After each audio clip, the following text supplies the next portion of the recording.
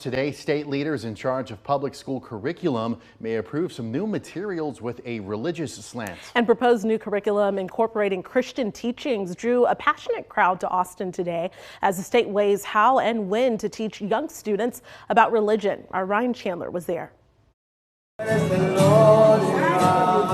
Parents and their children praising Christianity in the classroom. Praise Father God, we cherish you, Father God. At the State Board of Education Monday, their prayers may be answered. The proposed Bluebonnet curriculum includes biblical stories to teach reading and language arts in kindergarten through 5th grade, teaching moral lessons rooted in Jesus and emphasizing a Christian foundation in American history. Not only is learning about common stories and phrases from the Bible important in a student's understanding of history, but it is the First Amendment right to have access to this information. The proposal sparking as much debate as religion itself. The state may not turn public schools into Sunday schools and force teachers into the position of preaching rather than teaching. Religious and academic leaders uniting to denounce the material. How can we teach religion in public schools? Whose religion are we talking about?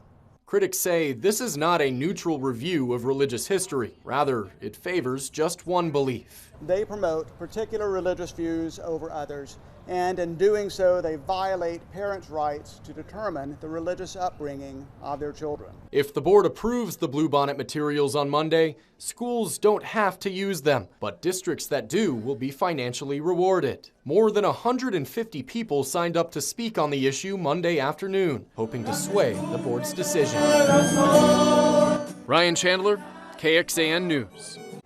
And we expect the board to consider hearing public comment and considering this issue through the evening. If they do approve the new materials, they will be available for schools starting in August of 2025. Going in depth right now, Texas finds itself in a very unique position from other states in that it wields a lot of power over the rest of the country's textbook material. According to the Washington Post, the size of the textbook market in Texas alone has influenced American education as far back as the late 1960s.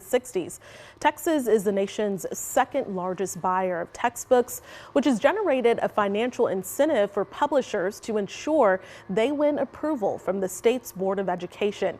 But Texas is not alone in its influential power. Historically, both the Lone Star State and California have driven K-12 textbook publishing, but Florida is also generating a growing influence.